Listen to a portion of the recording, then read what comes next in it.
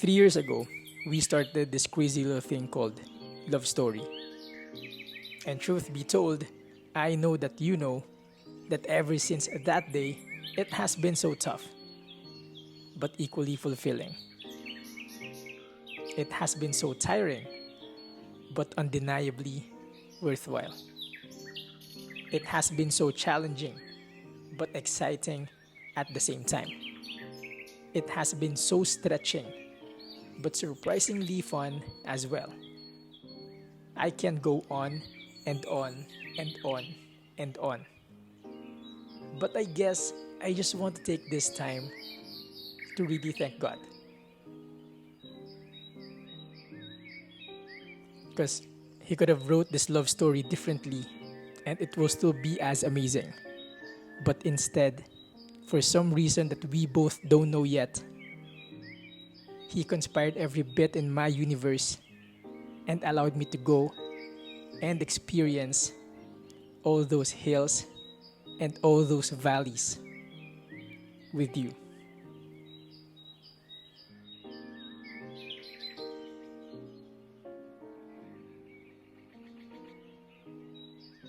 And I'm really glad He did.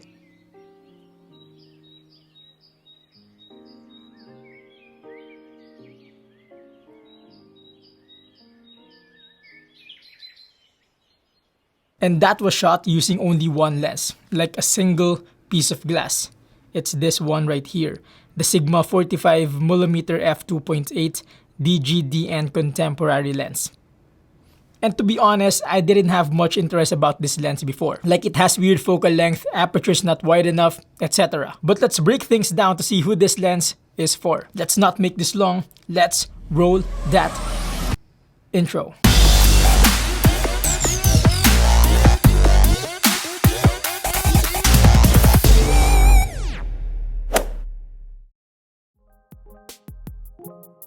Before anything else, I'd like to officially welcome you to my channel.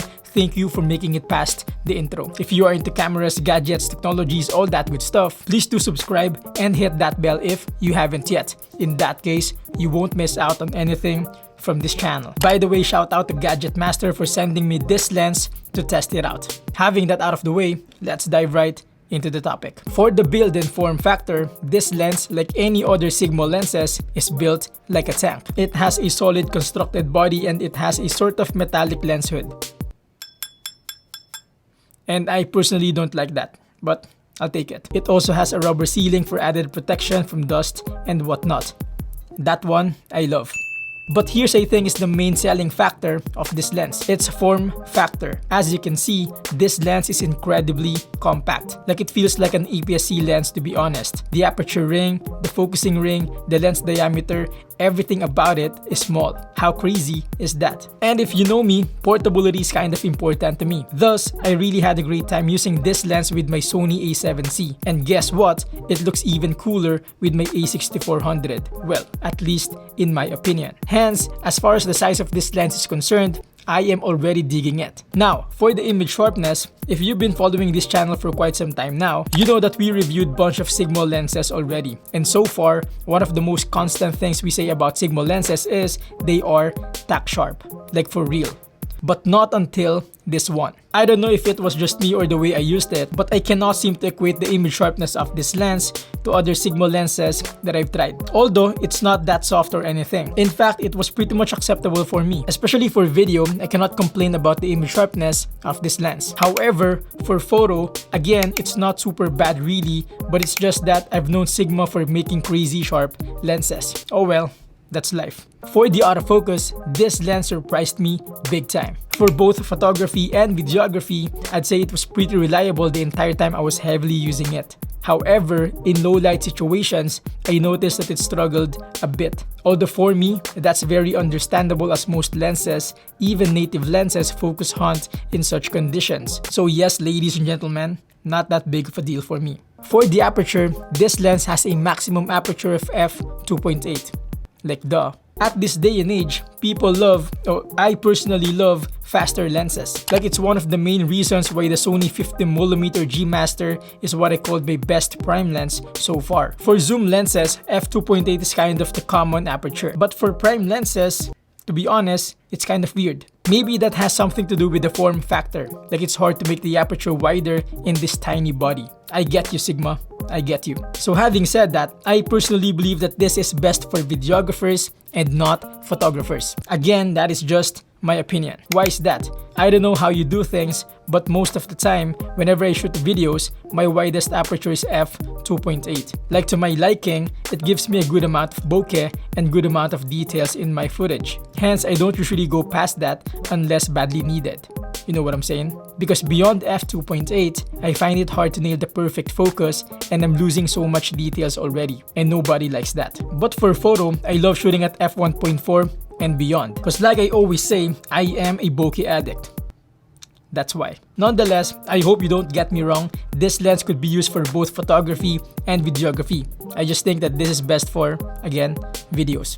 Lastly, for the focal length, 45mm is another weird thing about this lens, because usually it's either 35 or 50mm. But I think Sigma was trying to bridge the gap between the two. And truth be told, it actually makes sense. I noticed that this lens has a bit of that wide field of view, but still giving a nice compression.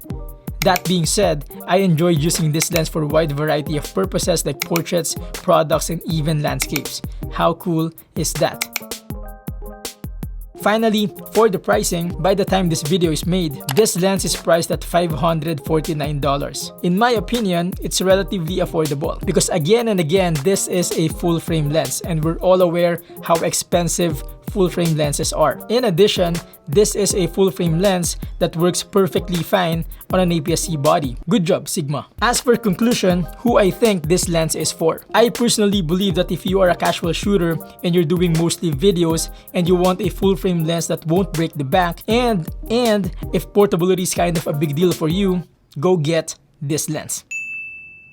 There you go, folks. I am sure I wasn't able to cover everything, so let me know your thoughts in the comment section or we can connect on Instagram or on Facebook. As I end, if you're getting value from this video, please do like and subscribe for more not super technical and As I end, if you're getting value from this video, please do like and subscribe for more not super technical but rather practical approach to gadgets and technologies. Until then, thank you for watching.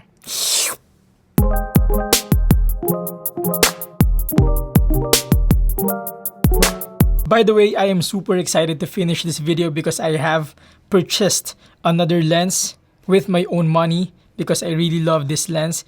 And finally, I took the plunge and really bought a macro lens. And this is that. The Sony 90mm. Sorry, this is the label. Yeah. The Sony 90mm f2.8 macro GOSS lens. Oh, that was mouthful. But yeah, I'm really excited, so hyped to test this out. I got this just yesterday, hyped to test it out and to really share my thoughts about this to all of you. So stay tuned. Did I forget something? No, yeah. I'm just really excited. I've been thinking of buying this lens, but finally, I got this for a very good deal with, of course, the one and only Gadget Master. So thank you very much, Gadget Master, for hooking me this macro lens finally. Can I show you some samples? Yeah, here are some sample shots I shot using this lens. Enjoy. But yeah, stay tuned. Wait for the review of this lens. See you in the next video.